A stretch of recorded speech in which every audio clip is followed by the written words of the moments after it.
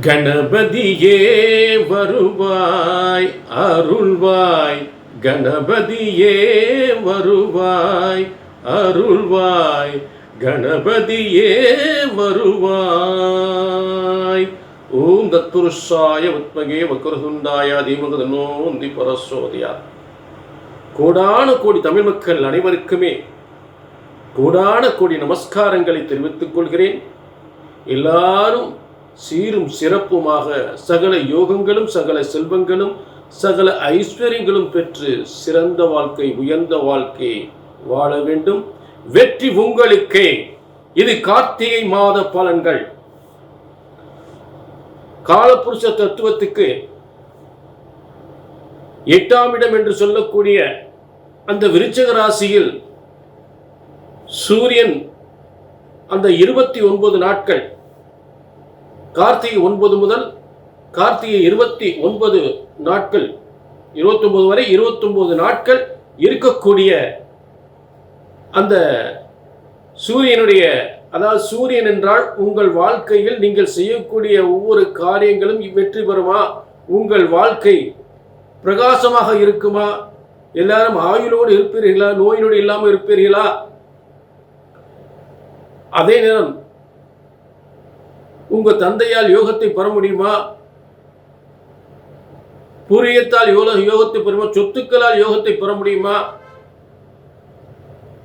நல்ல வருமானங்கள் முன்னேற்றங்கள் ஏற்படுமா? நினைச்சமாய் சொத்து சுகங்களை அடைய முடியுமா என்று சொல்லக்கூடிய காலபுருஷ தத்துவத்துக்கு 8ஆம் இடம் சொத்து சுகங்களை பெறக்கூடியது, தொழில் வளங்களை பெறக்கூடிய, நிரந்தர வருமான முன்னேற்றத்தை ஏற்படுத்தக்கூடிய அந்த 8ஆம் இடம், காலபுருஷ தத்துவத்துக்கு 8ஆம் இடம் என்று சொல்லக்கூடிய பணபரஸ்தானத்தில், காலபுருஷ தத்துவத்துக்கு பணபரஸ்தானத்தில் சூரியன் இருக்கக்கூடிய மாதம். அப்ப எல்லாருக்குமே ஒரு பிரகாசமான ஒளிமயமான ஒரு சிறப்பான யோகம் ஏற்படுகின்றது என்பதுதான் ஒரு முக்கியமான விஷயம். ஏனென்றால் சூரியனுக்கு அட்டமாதிபதி தோஷம் கிடையாது. அதை விட அள்ளி தருகின்ற யோகம் அந்த இடத்துல. கார்த்திகை மாதம் காலபுருஷ தத்துவத்துக்கு 8ஆம் இடத்துல சூரியன் பிரவேசித்தாலும் அட்டமாதிபதி தோஷம் இல்லை, அவருக்கு அள்ளி தருகின்ற யோகம்தான். யாருக்கெல்லாம் சிறந்த யோகத்தை, தொழில் வளத்தை, சிறந்த செல்வத்தை, பணம் கொட்டி தருகின்ற யோகத்தை, நல்ல பிள்ளைகளுக்கு திருமண யோகத்தை, பதவி உயர்வை யாருக்கெல்லாம் தரப்போகின்றார்? இந்த இடத்துல சூரிய பகவான் 29 நாட்கள் இருந்து அதற்குரிய மாதம் தான் இந்த கார்த்திகை மாதம். ஆக இந்த சூரியனாகப்பட்டவன் இந்த விருச்சிக ராசியில் இருக்கக்கூடிய 29 நாட்கள் உங்களுக்கு சொத்து சுகங்கள் சேருமா? உங்க பிள்ளைகளுடைய திருமணம் சிறப்பாக நடக்குமா? உங்கள் கடன், ஏற்கனவே கடன் இந்த கடன் நிவர்த்தி அடையுமா? இல்லை கடன் கொடுக்கக்கூடிய தொழில்களில் விருத்தி அடையுமா? உங்களுக்கு பதவி உயர்வு கிடைக்குமா? குடும்ப கஷ்டம், ஏன்னா 8ஆம் இடம் சில பேருக்கு மாங்கல்ய பலம் கூடுகின்ற ஒரு காலம், திருமணங்கள் கை கொடுக்கக்கூடிய காலம். அதாவது 8ஆம் இடம் மாங்கல்ய ஸ்தானம் என்பதால் நிறைய பேருக்கு திருமணம் நடக்கக்கூடிய அருமையான காலம். அதாவது வயதானவர்களுக்கு பிள்ளைகளுக்கு நல்ல திருமணம் நடக்கக்கூடிய காலம். உழைக்கக்கூடியவர்களுக்கு நல்ல வயதுள்ள உழைக்கக்கூடியவர்களுக்கு, வயதானவர்களுக்கு பிள்ளைகளுடைய பதவி, பிள்ளைகளுடைய முன்னேற்றம், பிள்ளைகளுடைய திருமணம். தொழில் செய்யக்கூடியவர்களுக்கு அதிகமான பதவி, இதெல்லாம் ஏற்படுத்த போகின்ற ஒரு முக்கியமான மாதம் கார்த்திகை மாதம். அதற்குரிய பலனை மேஷம் முதல் மீனம் வரை தெளிவாக விளக்கமாக பார்க்க போகின்றோம்.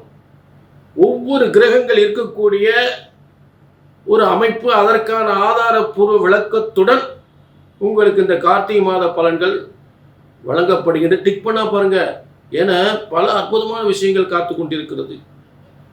புரிஞ்சுட்டீங்களா? உங்களுக்காக புரிஞ்சுட்டீங்களா? ஆக நம்ம எல்லா ராசிக்குமே பார்ப்போம். இது பொது பலன், அதே நேரத்தில் பொதுவான பலன். சரிங்களா? ஏன்னா இது உலக நாடுகளில் எல்லாருமே நீங்கள் அங்கேருந்து கால் பண்ணும்போது தெரியுது. அப்போ எல்லாருமே உலக நாடு, எல்லா நாடுகளும், Malaysia, Singapore, Australia, America, Canada போன்ற நாடுகள்லேருந்து கால் பண்ணும்போது தெரியுது நீங்கள் எல்லாருமே தமிழ் மக்கள், இவ்வளோ தமிழ் மக்கள் அங்கே இருந்துக்கிட்டு நம்ம நிகழ்ச்சியை பார்க்குறாங்க அப்படின்றது புக் பண்ணும்போது தெரியுது. புரிஞ்சுட்டீங்களா? ரொம்ப மகிழ்ச்சியான விஷயம், சந்தோஷமான விஷயம். புரிஞ்சுட்டீங்களா? ஆக அந்த அப்பாயின்மெண்ட்டில் கொஞ்சம் முன்ன பின்ன கொஞ்சம் லேட் ஆகலாம். இருந்தாலும் சொன்னது நடக்கும். பிரம்மசாஸ்திரம் சொன்னது நடக்கும். பிரம்மனால் படைக்கப்பட்ட தலையெழுத்து, பிரம்மனால் படைக்கப்பட்ட தலையெழுத்து ஒருபோதும் தப்புவதில்லை, தவறுவதில்லை. உங்கள் ஜாதகத்தை சரியாக கணித்தால் சரியாக நடக்கும். சரிங்களா? இப்ப எல்லா ராசிக்குமே கார்த்திகை மாத பலனை பார்ப்போம். கார்த்திகை மாத பலன்கள். மிதுன ராசினியர்களே, உங்களுக்கான உங்கள் முன்னேற்றத்தை, உங்கள் சிறந்த யோகத்தை சொல்லக்கூடிய ஒரு கார்த்திகை மாத பலன்கள். கார்த்திகை 1 முதல் கார்த்திகை 29 வரை, 17/11/2025 முதல் 18/12/2025 வரை, 18/12/2025 வரை இதற்குரிய கார்த்திகை மாத பலன்கள். முதல்ல ஒரு ஒரு ஜாதகருக்கு தனஸ்தானம் என்னதான் நம்ம சொன்னாலும் தனஸ்தானம் ரொம்ப ஸ்ட்ராங்கா இருக்கணும். காலபுருஷ தத்துவத்துக்கு 4ஆம் இடம், காலபுருஷ தத்துவத்துக்கு 4ஆம் இடம் கடகராசி. அந்த 4ஆம் இடம் உங்களுக்கு 2ஆம் இடமா அமைஞ்சிருக்கு. அப்ப அதாவது காலபுருஷ தத்துவத்துக்கு 4ஆம் இடமே உங்களுக்கு 2ஆம் இடமாக அமைந்தால் என்ன அர்த்தம்? பூமி யோகம், விவசாயம், அதாவது பெரிய பெரிய விவசாய நிலங்கள், பெரிய பெரிய பூமி சொத்துக்கள், வாகன யோகங்கள், நிறைய அற்புதமா உங்களுக்கு அப்படியே இந்த யோகங்கள்லாம் சிறப்பா இருக்கும். அதே நேரத்தில் ஒரு அரசியலில் ஒரு மிகப்பெரிய அமைச்சர் போன்ற பதவி. 2ஆம் இடம், 2ஆம் இடம் சந்திரன் ஒரு அமைச்சர் போன்ற பதவி கொடுக்கக்கூடியவர். அதே நேரத்தில் உங்களுக்கு உங்களுடைய நட்சத்திரம் என்னன்னு பார்த்தீங்கன்னா மிருகசீர்ஷ நட்சத்திரம், திருவாதிரை. திருவாதிரை என்பது அற்புதமான ஒரு நட்சத்திரம். மிருகசீர்ஷம், திருவாதிரை, அதே நேரத்தில் இந்த புனர்பூசம் குருவான நட்சத்திரம். ஆக முதல்ல பார்த்தோம்னா இந்த மிருகசீர்ஷ நட்சத்திரத்திற்குரிய செவ்வாய், உங்க நட்சத்திரத்துக்குரிய செவ்வாய் உங்களுக்கு வெற்றி ஸ்தானம், தொழில் வெற்றி ஸ்தானம் அப்படின்னு சொல்லக்கூடிய இடத்துல 11ஆம் அதிபதியாகி காலபுருஷ தத்துவத்துக்கு 8ஆம் இடத்தில் செவ்வாய் ஆட்சி பெற்றிருக்கிற, அது உங்களுக்கு 6ஆம் இடம். அங்க 6ஆம் இடத்துல சூரியன் சேர்ந்திருக்கார். இந்த கார்த்திகை மாசம் வரை உங்களுக்கு 6ஆம் இடத்துல சூரியன் விருச்சிக ராசியில் இருப்பார். 6ஆம் இடத்துல சூரியன் விருச்சிக ராசியில் இருப்பார். இந்த 6ஆம் இடம் சூரியனுக்கு ஏற்ற பலமான இடம். அரசாங்க, அரசியல், தொழில் வெற்றிகள், கோர்ட்டு கேஸ், வம்பு வழக்கு வெற்றிகள், சொத்துக்களை பெறுவது, பூமி யோகத்தை பெறுவது, பதவி யோகத்தை பெறுவது என்று அற்புதமாக எல்லா யோகமும் வழங்குவதற்கு இந்த காலபுருஷ தத்துவத்துக்கு 8ஆம் இடம் உங்களுக்கு 6ஆம் இடமாக அமைந்து, அதில் சூரியன் வலிமையாக இருந்து செவ்வாய் ஆட்சி பெற்றிருக்கக்கூடிய அமைப்பு. செவ்வாய் பூமிகாரகன், பூமி சொத்துக்களை தரக்கூடியவன், அதே நேரத்தில் அதிகாரத்துவம் பதவியை தரக்கூடியவன், அரசியலில் சாதனை படைக்கக்கூடியவன், அரசியலில் படைசூழ அப்படியே பிரமிக்கத்தக்க அளவுக்கு ஒரு யோகத்தை ஏற்படுத்தக்கூடியவன். அதில் மாற்றமே கிடையாது. எந்த ஒரு அரசியல்வாதிக்கும் சூரியனும் செவ்வாயும் வலிமையாக இல்லாமல் இருக்கவே இருக்காது. சூரியன் செவ்வாய் வலிமையாக இல்லைன்னா யாருமே அரசியல் இருக்க முடியாது. புரிஞ்சுட்டீங்களா?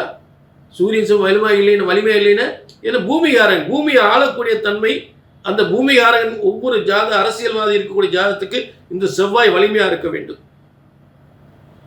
சரி, அதை வழி நடத்தக்கூடிய குணங்களை, அந்த மனப்பக்குவத்தை, அதுல பதவியை, இது அந்த தகுதியை கொடுக்குது. இந்த தகுதியில் போய் உட்கார வைக்குமா அப்படின்றத குரு. புரிஞ்சுட்டீங்களா? அப்ப பூமி ஸ்தானம் அப்படின்னு சொல்லக்கூடிய செவ்வாய் இருக்கு. அதில் போய் கட்டடமா அமையுமா, இல்லை கட்டின வீட்டை வாங்க முடியுமா, அந்த கட்டடத்தில் அமைஞ்ச கட்டடம் கட்டிடுவோமா அப்படின்னு சொல்லக்கூடிய சுக்கிரன் வலிமையா இருக்கும். புரிஞ்சுட்டீங்களா? அந்த மாதிரி ஒரு பதவிக்கான கிரகங்கள் இருக்கு, அதை செயல்படுத்தக்கூடிய கிரகங்கள் ஒன்று இருக்கு. அப்ப அது 2ஆம் இடம் அமையுது. அப்ப வருமானம் எங்க பார்க்குது? செவ்வாயை பார்க்குது. குரு 2ஆம் இடத்துல இருந்து செவ்வாயை பார்க்க 5ஆம் பார்வை செவ்வாயை பார்க்குது. அடுத்து குரு பார்க்கக்கூடிய இடம் வந்து பார்த்தீங்கன்னா உங்களுக்கு 8ஆம் இடம் பணவர ஸ்தானத்தை பார்க்குது. பணவர ஸ்தானத்தை பார்க்குது. அடுத்து உங்களுடைய 10ஆம் இடத்தை பார்க்குது. உச்சம் பெற்ற குரு உங்கள் 10ஆம் இடத்தை பார்க்குது. எப்பயுமே ஒரு தொழிலுக்கு லாபஸ்தானம் 8ஆம் இடம். ஒரு ஜாதகத்தில் 10ஆம் இடத்திற்கு லாபஸ்தானம் 8ஆம் இடம். அந்த 8ஆம் இடத்தை நம்ம சாதாரணமாக நினைக்கிறோம், ஏன் 8ல் போய் உட்காந்துருச்சு. 8ஆம் இடம் தொழிலுக்கு லாபஸ்தானம். அப்போ உச்சம் பெற்ற குரு உங்கள் லாபத்தையும் பார்க்குறாரு, அதாவது தொழில் லாபஸ்தானத்தையும் பார்க்குறாரு, உங்கள் தொழில் 10ஆம் பார்வையா 9ஆம் பார்வையா பார்க்குறாரு. அப்போ காலபுருஷ தத்துவத்துக்கு 9ஆம் அதிபதியாக குரு பகவான் உங்களுக்கு 2ஆம் இடத்திலிருந்து பேரும் புகழும் கொடிகட்டி பறக்கக்கூடிய தொழில், வருமானம், பதவி யோகம், சொத்து யோகம், அதிகாரத்துவம் வாய்ந்த ஒரு பெருமையான வாழ்க்கை, நல்ல வாகன யோகங்கள், உயர்ந்த பதவிகள், இந்த அற்புதமான யோகத்தை, ஏன்னா அந்த மாதிரி பதவியில வருமானம் பெறணும், அந்த மாதிரி தொழிலில் முன்னேற்றத்தில் வருமானம் வரும். உங்கள் 2ஆம் இடத்துல தனஸ்தானத்தில், குடும்பஸ்தானத்தில், வாக்கு ஸ்தானத்தில், வாக்குன்னு உங்களுக்கு உங்களுடைய வாக்கு அவர் சொன்னால் கரெக்டாக இருக்குமையா? அவர் சொல்றதை கேட்கணும். மனுஷன் சரியான ஆளு, எதையுமே முடிவெடுத்து சரியா செய்வார். அவர் செய்யக்கூடிய காரியங்கள் சிறப்பாக இருக்கும் அப்படின்னு வாக்கு, உங்களுடைய வாக்கு வந்து வலிமை பெற்று அதனுடைய செயல்பாடுகள் மிகப்பெரிய வெற்றி அடையக்கூடிய ஸ்தானம் தான் இந்த 11ஆம் இடத்து அதிபதி செவ்வாய் உங்களுக்கு 6ஆம் இடத்தில் வெற்றி ஸ்தானத்தில் உட்கார்ந்துருக்கு. அதிகாரத்துவம் வாய்ந்த வெற்றிகளை தரக்கூடிய இடத்துல உட்கார்ந்து. சரி, அடுத்ததாக வந்து இந்த மிதுனத்துக்கு அதிர்ஷ்டஸ்தானம் பூர்வ புண்ணிய ஸ்தானம். அப்போ இந்த பூர்வ புண்ணிய ஸ்தானத்தில் வந்து இப்போ காலச்சக்கரத்துக்கு 5ஆம் அதிபதி போய் பேரும் நீங்கள் செய்யக்கூடிய தொழிலில் பூரா நல்ல பேரும் புகழோட, தொழில் வளத்தோட, முன்னேற்றத்தோட, சகல யோகங்களும் சகல செல்வங்களும் தரக்கூடிய இடத்துல சூரியன் செவ்வாய் உட்கார்ந்துருக்கு. அடுத்த அதிர்ஷ்டஸ்தானம் பூர்வ புண்ணிய ஸ்தானம். அப்ப இந்த கார்த்திகை மாதம் என்பது ஒரு புண்ணிய பலன்களை பெற முடியுமா? நம்ம பிள்ளைகளுக்கு நல்ல வாழ்க்கை கிடைக்குமா? நமக்கு சொத்துக்கள் சேருமா? பதவிகள் சேருமா? திடீர் அதிர்ஷ்டங்கள் ஏற்படுமா? திடீர் லாட்டரி யோகம் ஏற்படுமா? எதிர்பாராத அப்ப அத்தனையும் நடக்கும். நான் சொல்லக்கூடிய அத்தனையுமே நடக்கும். ஏன்னா 5ஆம் இடம் புண்ணிய பலன்கள் தரக்கூடிய இடத்தில் யாரெல்லாம் இருக்கா?